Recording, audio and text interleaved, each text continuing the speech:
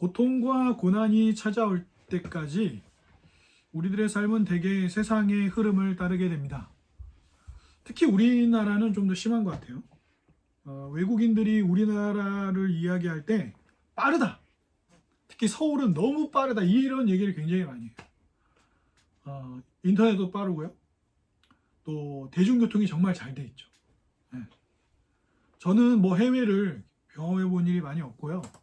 제가 가본 나라는 필리핀이랑 일본인데 필리핀은 제가 가본 지가 한 22년 됐어요. 그러니까 사실 잘 모르는 거예요. 물론 요즘은 뭐 세상이 좋아져서 유튜브로 해외에 계신 분들의 영상을 많이 볼 수 있기 때문에 진짜 옛날보다는 진짜 좋아졌어요. 왜냐하면 프랑스, 뭐 필리핀, 미국, 영국, 뭐 남미까지도 유튜버로 활동하시는 분들이 많으니까 그 나라의 그런 문화나 식당이나 교통 문화나 이런 거 보고 싶으면 유튜브에 다 찾아볼 수 있거든요. 그러면은 내가 가보지는 않았더라도 저렇게 움직이는구나, 저런 게 좋고 저런 게 단점이 있구나, 뭐 이런 거 비교해 볼 수 있으니까. 근데 특히 서울은 진짜 빠른 것 같아요. 교통수단, 인터넷, 소식 이런 것들이 빠르잖아요. 그러니까 어떤 이제 이런 코로나와 같은 어려움들이 확 우리를 찾아오거나 우리가 질병에 걸리거나 개인적인 어떤 심리적인 어려움에 직면하기 전까지 굉장히 빠른 속도로 일상이 흘러가요. 그러나 고통이나 어려움들이 우리를 찾아오게 되면 우린 잠깐 멈추게 되고 지난 시간들을 좀 돌아보게 됩니다.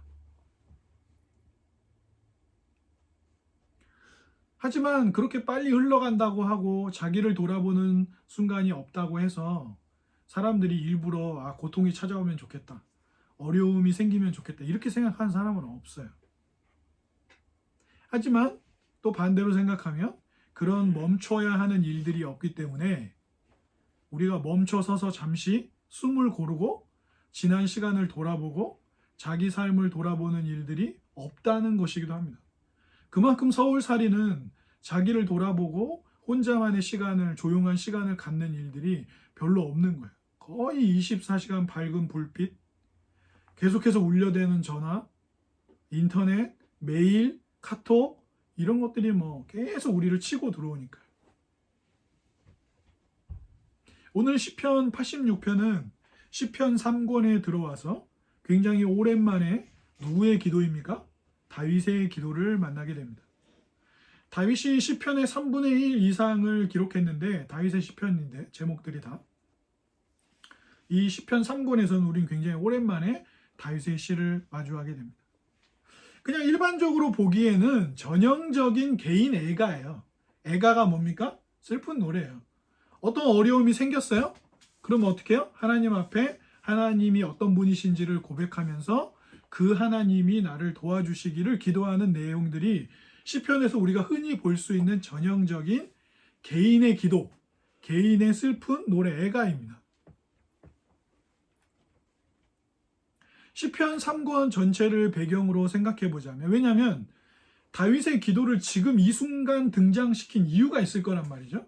시편 3권은 말씀드렸던 대로 자신들이 처해 있는 이 나라가 망하고 포로로 끌려와 있는 이 비참한 현실이 하나님이 의롭지 않아서가 아니라 이스라엘 자신이, 이스라엘 백성들이 의롭지 않고 죄를 범하였고 하나님의 말씀을 어겼기 때문에 이런 현실이 다가온 것을 쭉 풀어내고 있었잖아요. 그런 시편 3권의 배경을 생각해 보자면 이 일반적으로 보이는 개인의 기도, 개인이 어려움을 당해서 하나님 앞에 도움을 구하는 기도는 어떤 이유가 있을 거란 말이죠. 여기에 배치시켜 놓은 이유가 있을 거예요.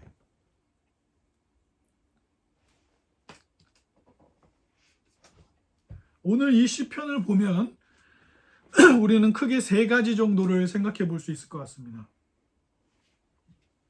내용 자체는 본문의 14절 오늘 본문의 14절을 한번 같이 읽어보도록 하겠습니다.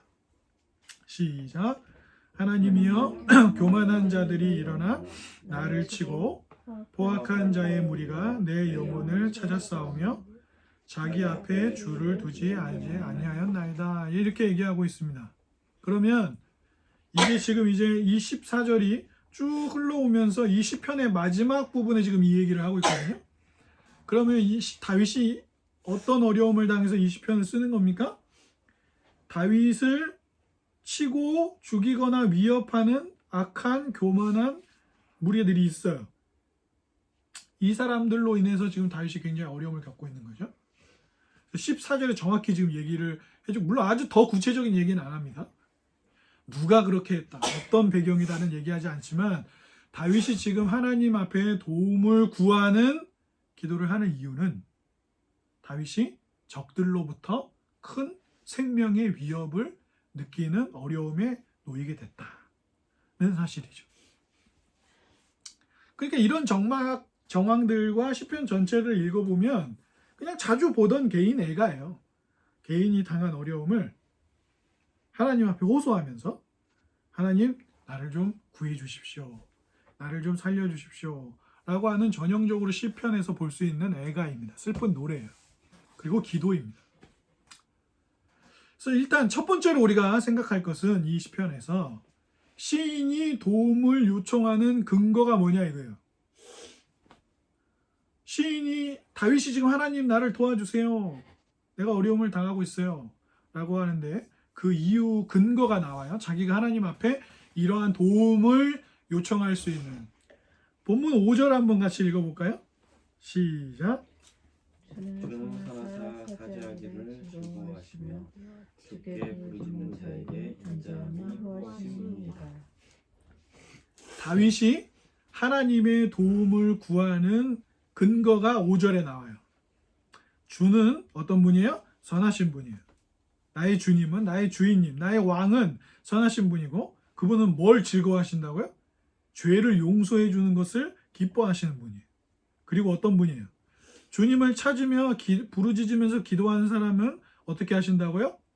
실패하지 않고 변하지 않는 언약의 사랑으로 후하게 그의 기도를 들어주시는 분이기 때문에 다윗이 지금 도움을 요청하는 거예요. 그럼 여러분 잘 보세요. 지금 이스라엘 백성들이 포로로 끌려가고 나라는 망하고 성전도 무너지고 성벽도 다 깨지고 부서졌습니다. 이스라엘이 자랑스럽게 여겼던 하나님이 우리와 함께 하신다고 했던 증거가 다 깨져버렸어요. 그리고 성전에서 하나님께 제사할 때, 예배할 때 사용되어지던 물건들이 있잖아요. 그 물건들은 귀한 것들이잖아요. 그 물건들도 다 빼앗겼죠. 그런데 지금 다윗이 뭐라고 이야기합니까? 그리고 그 일들은 어떤 일들이었어요? 시편 3권의 배경으로 생각해 보자면 자기들의 죄 때문에 그렇게 된 거잖아요. 그죠? 그러니까 지금 다윗의 기도를 시편 86편에서 3권 안에 배치시키면서 이것을 배치시켰던 사람들의 마음에는 뭐가 있는 거예요? 지금 하나님 우리에게 뭐가 필요하다는 거예요? 선하신 하나님의 뭐가 필요해요? 죄를 용서하시는 그 아름다우신 하나님의 성품. 그리고 또 뭐가 필요해요? 그 가운데 하나님께 도움을 요청할 때 우리의 기도를 외면하지 않으시고. 왜요? 우리가 죄를 지어서 하나님 앞에 기도하면 하나님이 외면하실 수 있는데, 하나님은 어떤 분이라고요? 약속에 자기 스스로 약속하신 거예요. 이건 이스라엘 백성들이 약속해달라고 한 게 아니에요. 나는 너희의 하나님이 될 거야. 그리고 너희는 내 백성이 될 거야. 반드시 그렇게 될 거야 라고 하나님이 약속하신 거란 말이에요. 그 약속을 이스라엘의 죄에도 불구하고 인자하신 사랑으로, 그 약속에 충실하신 사랑으로, 변하지 않는 사랑으로 우리의 기도를 들으셔서 우리를 구원하시는 분이신 당신께 기도합니다 라는 얘기를 하고 싶어서 시편 86편을 여기다 둔 거예요. 이 3권 이 위치에. 아시겠죠? 그러니까 사랑하는 여러분, 우리가 어때요? 마귀가 우리를 어떻게 한다 그랬어요? 우리가 죄 짓지 않을 때는 마귀가 다양한 방법으로 죄를 짓게 만들어요. 아주 교묘한 방법으로, 여러 가지 방법으로. 그래서 죄를 범하면 마귀가 그 다음엔 어떻게 해요? 죄를 범한 다음에 하나님께 또 가까이 가면 안 되잖아요. 하나님을 기뻐하는 자리로 가면 안 되잖아요. 그러니까 어떻게 하죠? 야, 하나님은 너처럼 죄 지은 사람의 기도는 듣지 않으셔. 너 그리고 이번에 죄 지은 게 몇 번째냐 도대체? 어? 양심이 있냐 네가? 똑같은 죄를 지금 몇 번이나 지었어. 그런데 하나님 앞에 또 기도하면서 도움을 요청하고 구원해달라고 하겠다고? 야, 씨, 양심이 털난 인간아. 너 같은 인간은 그냥 죽는 게 나아. 야, 하나님이 그렇게 용서해 주시는데도 너는 죄만 짓잖아, 자꾸. 그럼 너는 차라리 죽어라. 이렇게 끌고 간다고, 마귀는. 죄를 짓기 전에는 다양하게 꼬드겨서 죄를 짓게 만들고. 그리고 어떻게? 죄를 짓고 나면 또 하나님께 가면 안 되잖아요. 그러니까 그때에는 하나님께 가지 못하도록 거짓말로 속이는 거죠. 그런 일이 언제 있었어요? 뱀을 통해서 사탄이 하와를 꼬실 때. 오, 그래? 정말 먹지 말라고 그래? 먹으면 어떻게 되는데? 정령 죽는다고 그랬는데 그냥 죽는다고. 만지지도 말라고 그랬다고. 하지도 않은 말씀을, 하나님이 하지도 않은 말씀을 막 더하고 하신 말씀을 빼죠. 이게 우리의 어려움이에요. 이게 어려움. 그죠? 어떤 분들이 막 얘기할 때 잘 들어보면 성경을 대단히 잘하는 것처럼 막 이렇게 저렇게 막, 특히 이단들이 성경 인용을 많이 하잖아요. 신천지도 그렇죠. JMS도 그렇죠. 통일교도 그렇죠. 성경을 인용을 많이 해요. 우리 성경만 가지고 얘기합시다. 막. 근데 정작 인용하는 거 보면 특정 구절들만 인용하고 성경 전체가 조화되게 해석하지 않고, 그래서 주로 어떤 본문을 많이 써요? 요한계시록 갖고 맨날 얘기해요. 요한계시록. 짝 맞춘다고. 그렇죠? 성경을 특정 본문만 인용하고 특정 단어들만 자꾸 인용하고 그런 경우들을 보게 되죠. 우리가 하나님 앞에 범죄하였을 때도 또 어려울 때도 하나님께 도움을 요청할 수 있는 이유는 뭐예요? 그분은 선하시기 때문이에요. 어떻게 선하신데요? 우리의 죄를 용서하는 것을 하나님은 기뻐하십니다. 죄를 마음껏 지으란 얘기가 아니에요. 죄를 지었음에도 불구하고 그렇게 용서하신다는 거죠. 아, 그럼 하나님은 나의 죄를 용서하는 것을 기뻐하시는 분이니까 효도를 하기 위해서 죄를 많이 지어야겠. 이건 바보 같은 생각이에요. 사도 바울이 로마서에서 뭐라 그랬어요? 죄가 많은 곳에 은혜가 많다고 하니까 일부러 죄 지을 거냐? 그럼 정말 바보 같은 일이다 라고 사도 바울이 로마서에서 얘기하잖아요. 그건 아니에요. 자, 두 번째, 시인이 잊지 않고 중요하게 얘기하고 있는 게 있어요. 반복적으로. 오늘 본문을 보시면 자주 나오는 단어가 있어요. 뭐가 있어요? 오늘 시편 86편 보면 제일 많은 횟수로 반복되고 있는 단어가 하나 있어요. 뭘까요? 말해보세요. 반복되는 본문이 하나 있어요. 단어 뭐예요? 1절 보세요. 주의. 2절 보세요. 주가 두 번 또 나와요. 2절에. 3절에는요. 3절에도 주. 4절에도 주. 3번 나오죠. 4절에는. 5절에는요. 5절에도 또 주. 7절에도 주. 8절에도 주. 9절에도 주. 10절에도 주. 11절에도 주. 12절에도 주. 물론 이 주가요. 원문을 보면 다 같은 단어는 아니에요. 하나는 야훼고 하나는 아도나이라고 말하는 흔히 우리가 신약에서도 인용되는 나의 주인님이라고 말하는 그 주예요. 그런데 오늘 본문에서 그 아도나이라고 하는 히브리어가 엄청 나와요. 주라는 단어가 엄청 나오고 있습니다. 지금 다윗은 뭐예요? 우리 여러분 저를 보세요. 우리 힘든 일 생기고 어려운 일 생기면 우리 어떻게 합니까? 지금 나에게 생긴 그 일을 곱씹죠. 나한테 이런 일이 생겼어. 막. 그죠? 그리고 그 일을 자꾸 되뇌이고 반복적으로 생각하다 보면 어떻게 돼요? 그 일로 인해서 겪는 분노, 아픔, 슬픔, 우울함 이것들도 반복적으로 생각하게 돼요. 사람이. 그리고 어떻게 해요? 지금 다윗은 어떤 어려움에 처했다 그랬어요? 다윗을 공격하는 사람들로부터 큰 위기를 당하고 있었어요. 그럼 어떤 생각이 들어요? 다른 저주시에 나왔던 거죠. 하나님, 저 대적들의 오른뺨을 후려쳐 주십시오. 막 이렇게 기도해야 될 것 같잖아요. 근데 안 나와요. 그런 얘기가. 오늘 본문에 전혀 나오지 않아요. 그러니까 다윗은 지금 보세요. 자기가 어떤 일을 당했다고 막 하나님 앞에 얘기를 많이 안 하고요. 한 번 14절에 얘기했어요. 그 다음에 그로 인해서 자기가 지금 어떤 나쁜 감정과 분노와 슬픔 속에 있는지도 얘기를 잘 안 해요. 근데 다윗이 본문 전체에 걸쳐서 오롯이 집중하고 있는 건 딱 두 가지예요. 뭐예요? 하나는 하나님이에요. 그리고 그 하나님 앞에 있는 누구예요? 자기예요. 적이 아니에요. 자기를 괴롭히고 죽이려는 적이 아니고 하나님과 하나님 앞에 있는 다윗 자신에게 집중하고 있어요. 본문 잘 보시면.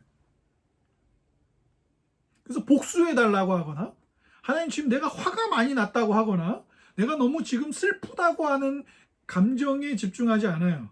나는 이렇게 지금 궁핍한 상황인데 하나님 나를 구원해 주십시오. 하나님은 이러이러하신 분입니다.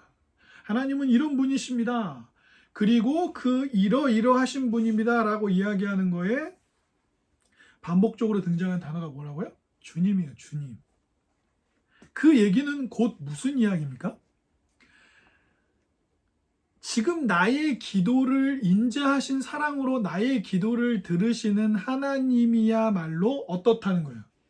지금 내가 당하고 있는 문제를 해결하고 풀어내고 좌지우지할 수 있는 힘을 가지신 주인으로서, 만물의 주인으로서 그 만물을 자기 뜻대로 다스리실 수 있는 분이 누구라고 말하는 거예요, 다윗은? 하나님이라고 말해요. 하나님이라고. 그러니까 이 문제를 해결할 수도 없는 감정을만을 막 곱씹고 있거나 되뇌이거나 이 문제가 해결되지도 않을 나쁜 놈들 내가 너희들 복수할 거야 이거에 집중하거나 아니면 내 처지가 왜 이래 이거에 집중한 게 아니고 모든 것을 뜻대로 선하게 다스리시는 하나님 나를 구원해 주십시오라고 하나님이 어떤 분이신지에 집중하고 있고 또 어디에 집중해요? 그 앞에 서 있는 내가 그 하나님의 뜻대로 어떻게 새로워져야 하는지에 집중하고 있어요. 그러니까 보통은 우리가 어려움이 생기면 세상은 우리에게 문제를 어떻게 해결하라고 합니까? 요즘 많이 강조되는 게 뭐예요? 소통해라. 대화가 단절되고 감정을 나누는 일이 단절됐기 때문에 문제가 생긴다. 그러니 문제의 당사자, 문제의 일들을 잘 살피고 소통해라. 그리고 상대방과 공감하라. 그리고 서로 도우라, 연대하라, 함께하라. 이런 게 굉장히 많이 강조되고 있어요. 그 어느 때보다 공감이나 소통이라는 단어가 한국 사회 안에서도 굉장히 많이 사용되고 있습니다. 그래서 요즘에는 사회를 이끌어가는 리더가 되려고 하면 뭐가 있어야 된다고 얘기해요? 공감 능력이 있어야 된다. 단순히 그냥 똑똑해서 문제를 해결해 가는 게 아니라 이 문제 속에 놓여 있는 사람들의 감정을 이해하고 그 사람들과 그 감정을 공감하는 거. 많이 아프시군요. 많이 힘드시군요. 슬프시군요. 질병으로 인해서 고통스러우시군요를 먼저 공감해 주라는 거죠. 그게 굉장히 많이 강조되고 있어요. 그런데 현실은 굉장히 달라요. 공감, 소통, 연대, 서로를 돕는 것이 굉장히 강조되는 시절임에도 불구하고 지금 국제 정세는 어떻습니까? 러시아와 우크라이나의 전쟁, 그 침공의 문제가 상당히 커져 있고요. 사람들이 염려하는 것은 이 전쟁으로 인해서 다른 여타의 많은 나라들도 자국이 이익을 얻기 위해서라면, 자기 나라가 이익을 얻기 위해서라면 그런 전쟁과 같은 일도 할 수 있다라는 위기의식이 커지고 있죠. 아니, 어느 시대보다, 어느 문화를 가졌던 시대보다 전 세계적으로 서로 소통하고, 서로 공감하고, 대화하고, 그래서 문제를 해결해야 한다라고 강조되고 있는 시절에 현실적으로는 이익을 위해서라면 좀 이기적이어야 된다라고 이야기하는 정치적인 또는 공동체적인 것들을 강조하는 현실이에요. 그게 현실이에요. 나만 아니면 되지. 나한테만 그런 일이 일어나지면 않으면 되지. 그러니까 되게 아이러니하지 않으세요?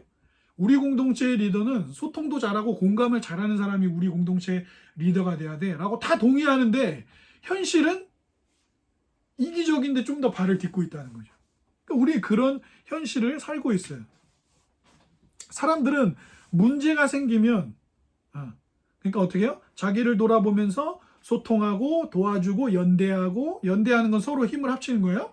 그리고 어떻게 해요? 공감하라고 얘기하는데 다윗은 지금 뭐라고 얘기하냐면 문제가 생기고 어려움이 생기면 뭐 하라 그래요?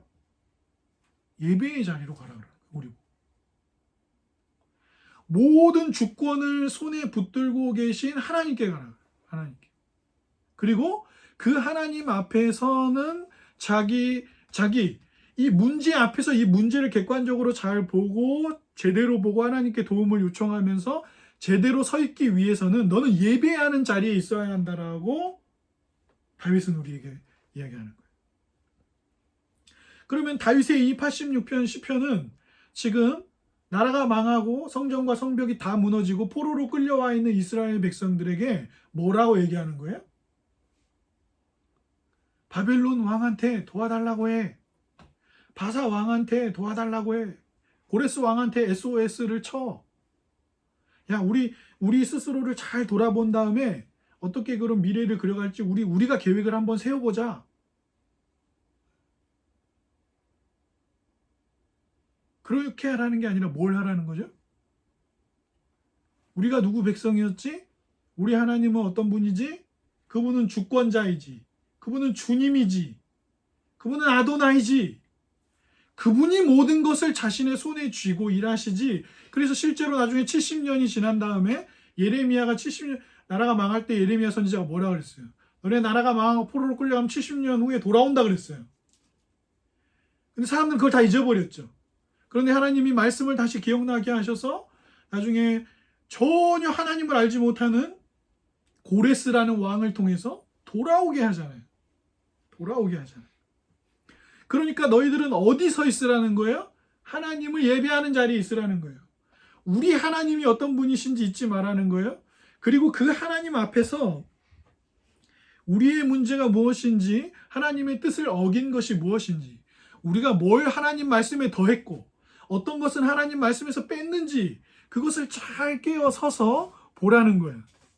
그러니까 우리에게는 자기 성찰하거나 다른 방법에 소통하고 도움하고 그러니까 이것들이 나쁘다는 게 아니에요. 소통하고 공감하고 연대하는 것 자체가 중요한 게 아니라 우리가 먼저 소통하고 우리가 먼저 알아야 할 분은 누구예요? 하나님이에요. 그런데 우리는 자꾸만 하나님이 주권자가 아니라고 생각하는 거예요. 우리의 삶에 어떤 문제가 생겼을 때 하나님이 주권자가 아닌 것처럼 생각한다. 하나님 앞에 기도하면서도, 그러니까 우리 신앙의 선배가 뭐라고 얘기했냐면 하나님 앞에 기도하면서 하나님의 도움을 구하면서도 우리는 어떻게 해요? 그냥 우리의 길을 가요. 하나님의 뜻이 무엇인지를 분별해서 하나님의 뜻에 순종하려고 하고 예배의 자리로 가는 것이 아니라 하나님께 도움을 막 요청하면서도 계속 그냥 자기 방식을 취한다고요. 자기 길을 가요. 다윗은 그렇게 하지 말라는 거예요. 하나님의 뜻이 무엇인지를 보고 하나님의 뜻 앞에 서서 하나님을 예배하는 자리에 서서 자기를 살피라고 이야기하시고, 그리고 오늘 본문에 진짜 독특한 지점이 하나 있어요. 9절 한번 같이 읽어보겠습니다. 본문의 9절입니다. 시작. 주여 주께서 지으신 모든 민족이 와서 주의 앞에 경배하며 주의 이름의 영광을 돌리리이다. 여러분 조금 이상하지 않으세요? 시편 3권을 배경으로 생각한다면 그러면 만민이 하나님 앞에 나와서 경배하고 모든 민족이 주님 앞에 나와 영광 돌린다고 하면 예배한다는 얘기잖아요. 그럼 바벨론도요? 그럼 북이스라엘 망하게 했던 아시리아나 남유다를 멸망하게 했던 바벨론이나 그 뒤에 있었던 바사 제국이라든가, 그죠? 그런 제국들이나 뭐 로마까지 포함해서 그런 사람들이 하나님 앞에 예배하면 좋겠어요? 적대감을 품고 있었잖아요. 우리를 망하게 한 사람들을 향해서.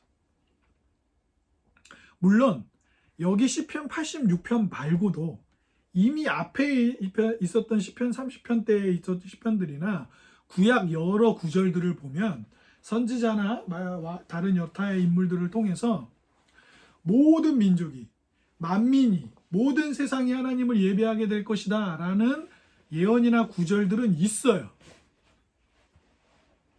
근데 이 구절은 오늘 본문에서 참 독특한 거예요. 왜 독특해요?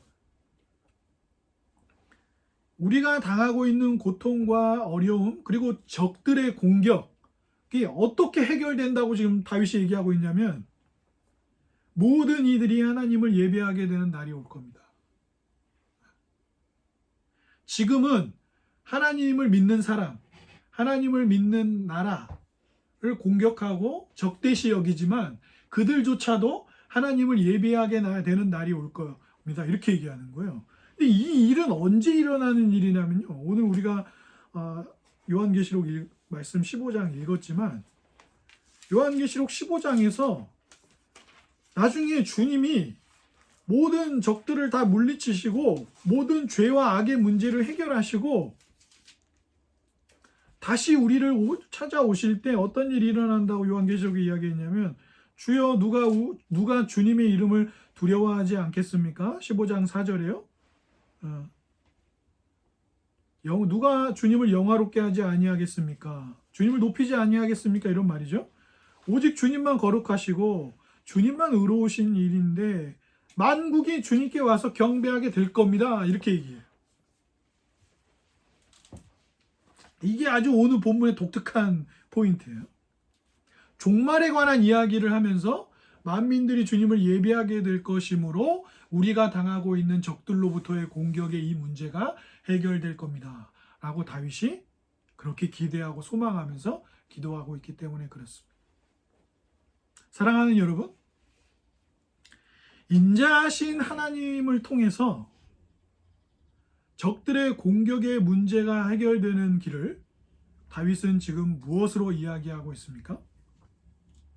우리도 이미 예수 그리스도의 임하심으로 그의 십자가에서의 죽으심과 부활의 구원을 성취하는 일로 이미 구원을 얻었죠. 믿는 우리에게 말입니다. 그러나 아직 주님이 오시지 않았어요. 두 번째 오신다고 했던 그 재림이 임하지 않았습니다. 그 재림, 다시 두 번째 오시는 그 날에 모든 사람들이 부활하여 심판대 앞에 서고 그리고 모든 이들이 하나님 새로워진 하늘과 땅에서 그분을 예배하게 되어지는 날이 일어날 것입니다. 이것은 그리스도를 통해서 일어나는 일이에요. 그래서 에베소서 1장에서도 사도 바울이 뭐라고 얘기했냐면 그분이 우리를 구원하시는 일을 우리가 찬송하자 그랬어요. 우리를 구원하시는 하나님의 일을 찬송하자 그랬어요. 그런데 그 찬송을 이야기하면서 뭐라고 얘기하냐면 사도 바울이 에베소서 1장 12절에 이것은 우리가 그리스도 안에서 이전부터 바라던 그의 영광의 찬송이 되게 하려 하심이라 이렇게 얘기합니다. 그러니까 우리가 하나님을 찬송해야 될 이 구원은 이전부터 우리가 바라던 것이고 그것이 뭐라고요?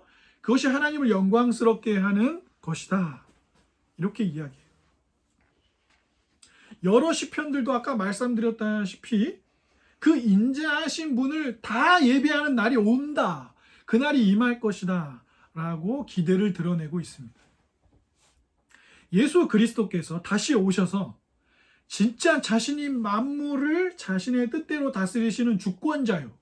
왕이심을 충만하게 드러내실 때 그래서 믿지 않아서 심판받는 이들조차 그분을 예배할 수밖에 없고 그분을 높일 수밖에 없는 그 날에 그것이 복수와 우상숭배와 사랑의 우선순위가 뒤바뀌어서 범죄하는 이들, 복수로 문제를 해결하려 하는 이들, 우상을 섬기면서 헛되게 약자들을 공격하고 찾아다니는 그 서로를 응징하는 이 세상의 문제를 새롭게 하고 구하고 바꾸는 그 일이 바로 그리스도가 완전한 주권자로서 왕으로서 그래서 예수님이 하늘로 올라가실 때 뭐라 그랬습니까? 제자들에게 마태복음 28장에서 하늘과 땅의 모든 권세를 아버지께서 내게 주셨음에 그 권세를 가지고 예수님이 제자들에게 뭐라고 말씀하세요? 나는 너희를 보낸다. 어디로요? 땅끝까지 보내서 뭐하라고 하셨어요? 아버지와 아들과 성령의 이름으로 세례를 주라. 그리고 어떻게 하라고요? 제자 삼아 그들이 하나님을 기뻐하는 자리로, 하나님의 말씀을 순종하는 자리로 가도록 하여라. 그리고 뭐라고 약속하셨어요? 다시 올 때까지, 내가 너희에게 다시 올 때까지, 세상 끝날까지 너희와 항상 함께 있겠다. 어떻게 해요? 너희에게 보내기로 약속했던 성령을 통하여 세상 끝날까지 너희와 항상 함께 있겠다. 그 얘기였죠. 마땅히 구약 안에도 하나님을 유일하게 예배해야 할, 그리고 사랑해야 할 참 하나님으로 소개하고 있습니다. 그리고 이러한 강조점이 오늘 본문에 나타나고, 그 강조는 예수 그리스도의 십자가 구원을 통하여 모든 이들이 십자가에서 일어난 죽으심과, 죄인들을 대신한 죽으심과 부활의 영광으로 하나님과 다시 관계를 회복하는 것을 믿고 누리게 되어질 때에, 죄 용서를 받고 인자하신 사랑을 누리게 될 때에 어떻게 돼요? 그것을 강조하는 이 성경 전체의 내용은 예수님이 다시 오실 때 지금 서로 복수하고 응징하고 괴롭히고 서로를 고통스럽게 만드는 모든 문제들이 예수 그리스도 안에서 그 관계들이 새로워지고, 그분을 예배하는, 서로 원수였던 이들이 그분을 예배하는 자리로 나가게 되는 것. 서로를 괴롭혔던 것들을 회개하게 되어지는 것을 이야기하고, 모든 이들이 주님 앞에 서서 인종과 나라와 민족과 상관없이 함께 그분을 찬양하고 예배하는 날이 올 거라는 소망의 날을 2000몇백 년 전 사람이었던 다윗이 우리에게 그 동일한 기대와 소망과 믿음을 가지고 지금 우리에게 이야기하고 있습니다. 그러므로 사랑하는 여러분, 십자가는 우리를 굴복시키지 않아요. 적들과의 싸움에서 이기는 유일한 방법은 뭐예요? 적을 패배시키는 거죠. 그러나 그것은 굴복이잖아요. 어쩔 수 없는 굴복이고 항복이에요. 그건 사랑이 아니에요. 그것은 연대할 수도 없고 소통할 수도 없고 공감할 수도 없습니다. 그러나 예수 그리스도는 자신의 죽으심으로 죄인들의 죄를 대신 짊어진 형벌을 받으시는 것이고, 자신의 부활로 이들을 살려서, 이들의 죄를 씻고 살려서 하나님과의 관계를 회복하게 하셔서 하나님을 예배하는 기쁜 자리로 이끌어 가십니다. 그 얘기는 곧 우리를 완전하게 설득하여 우리 스스로가 그 우리를 설득하시는 사랑에 감복하여서 그분 앞에 무릎 꿇고 그분을 찬양하고 그분의 말씀을 듣는 순종의 자리로 기꺼이 가기를 원하도록 우리를 설복하시는 거예요. 이건 굴복이 아니에요. 그래서 그 설복이라는 단어를 쓰는 겁니다. 우리가 누군가를 사랑하게 되면 어떻게 해요? 억지로 그 사람을 사랑합니까? 그 사람을 사랑하기 때문에 그 존재를 위하여 허리를 숙이고 무릎을 꿇고 수고하죠. 그래서 사도 바울이 믿음과 소망과 사랑을 이야기할 때 뭐라고 얘기합니까? 믿음은 뭐예요? 믿음의 역사. 소망은요? 소망의 인내. 소망은 인내하게 하는 거예요. 사랑은요? 사랑의 수고라고 말하는 거예요. 사랑은 수고하게 만드는 거예요. 사랑은 상대방을 위해서 수고하게 만들어요. 그리고 그 수고를 뭐예요? 자신의 의로 여기지 않아요. 내가 너를 위해서 이렇게까지. 아니요. 사랑은 그런 게 아니에요. 사랑은 자기의 수고를 자랑하지 않아요. 사랑은 자기의 수고를 의로움으로 드러내지 않아요. 그러므로 사랑하는 여러분, 다윗은 우리에게 어떤 소망을 이야기하고 있는 것입니까? 적들이 우리를 공격할 때, 우리가 고통을 당하고 어려움을 당할 때, 심지어 그것이 우리가 범죄하여 당하는 하나님의 징계일지라도 어떻게 하라는 거예요? 결국에는 우리의 죄를 씻어서 사랑하는 마음으로 하나님을 예배하게 만드시는 그분의 인자하신 그 사랑을 기대면 뭐예요? 모든 만물을 자신의 뜻대로 다스리시는 분의 사랑으로 인하여 우리가 모두 하나님을 예배하는 자리로 서게 될 거라는 거예요. 원수 때문에 고통을 곱씹거나 원수 때문에 분노를 막 키우거나 서로를 원수로 여겼던 이들로 인하여 더 이상 고통하지 않고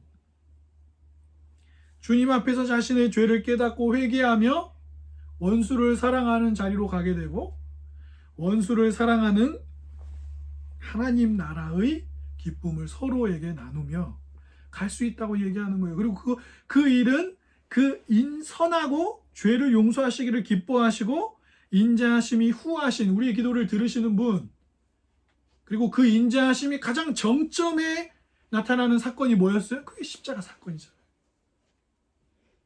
그게 십자가 사건이잖아요. 우리를 그렇게 사랑하시잖아요. 자기를 다 내어주심으로 우리를 사랑하시고 그렇게 하시잖아요. 그래서 예수님이 가장 먼저 하셨던 일은 뭐예요?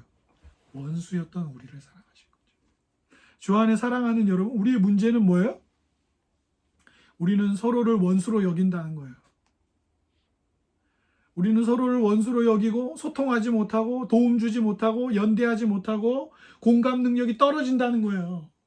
그것이 죄 아래에 있는 사람들의 모습이에요. 그래서 서로를 그냥 원수로 두고 살아갈 수밖에 없고, 그때마다 서로를 두고 뭐예요? 하나님, 저 원수가 저를 살려주십시오. 근데 또 저쪽에서 또 기도해요. 하나님, 저 원수가. 그럼 하나님은 어떻게 하세요? 어떻게 해요? 그리스도를 통해서 서로를 원수 삼는 우리, 소통하지 않고 공감하지 않고 자기만을 위하는 우리의 죄됨을 알게 하시고 회개하여 돌이켜서 어떻게 해요? 하나님께 자비를 구하게 하고, 그 자비를 구하는 것으로 어떻게 해요? 그리스도가 어떻게 우리를 다 예배하는 자리로 부르시는지를 알게 하시는 거죠. 사랑하는 여러분, 저는 여러분의 원수입니다. 우리 아이들은 우리의 원수예요. 부부도 서로 원수입니다. 부모와 자녀도 마찬가지예요. 성도들과 목사들도 원수 관계로 지낼 때가 얼마나 많아요. 그러나 그런 모두를 진짜 공감과 소통과 연대와 하나됨으로 부르시는 예수 그리스도의 십자가, 그리고 그 십자가를 통하여 우리를 어떻게 해요? 굴복하게 하는 게 아니라 사랑으로 설복하게 하셔서 그분을 예배하는 자리로 부르신다. 그러니까 다윗은 2000 몇백 년 전 사람이었는데도 다윗은 뭘 본 거예요? 그 인자하신 사랑은 마지막 날에 우리를 어떻게 한다고요? 다 주님을 예배하는 자리로 부른다는 그 종말론적인 세상 끝에 대한 소망을 2000 몇백 년 전 다윗이 가지고 있었던 거예요. 그리고 그 소망은 나라를 잃고 방황하며 포로로 끌려갔던 이스라엘 백성들의 소망이었고, 오늘 저의 소망이고 오늘 여러분의 소망인 것입니다. 그 소망으로 살면서 우리 이웃들을 사랑하고 하나님을 사랑하는 것이 아닌 다른 것들을 사랑하는 우상 섬기는 삶에서 하나님을 사랑하는 삶으로 부르신 십자가의 사건을 감사하며 이웃들을 사랑할 수 있는, 그 사랑을 흘려보내고 하나님의 인자하신 사랑을 세상으로 흘려보낼 수 있는 우리가 다 되기를 주님의 이름으로 축복합니다.